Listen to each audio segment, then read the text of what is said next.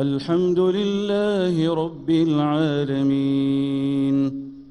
الرحمن الرحيم مالك يوم الدين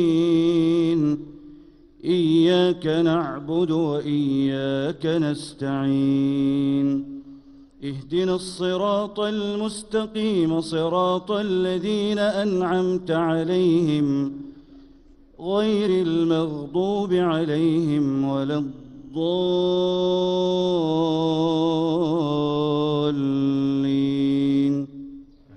آمين.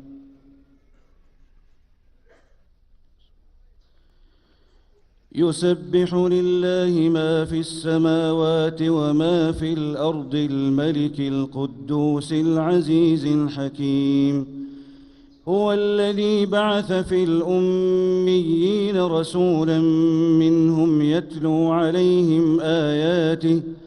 يتلو عليهم آياته ويزكيهم ويعلمهم الكتاب والحكمة وإن كانوا من قبل لفي ضلال مبين وآخرين منهم لما يلحقوا بهم وهو العزيز الحكيم ذلك فضل الله يؤتيه من يشاء والله ذو الفضل العظيم مثل الذين حملوا التوراة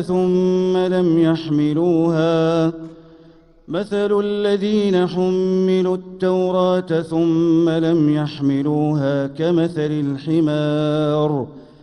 كمثل الحمار يحمل أسفارا بئس مثل القوم الذين كذبوا بآيات الله والله لا يهدي القوم الظالمين قل يا أيها الذين هادوا إن زعمتم أنكم أولياء لله من دون الناس فتمنوا الموت إن كنتم صادقين ولا يتمنونه أبدا بما قدمت أيديهم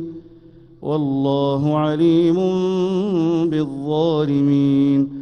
قل إن الموت الذي تفرون منه فإنه ملاقيكم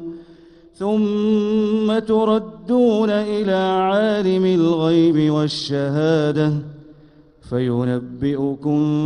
بما كنتم تعملون.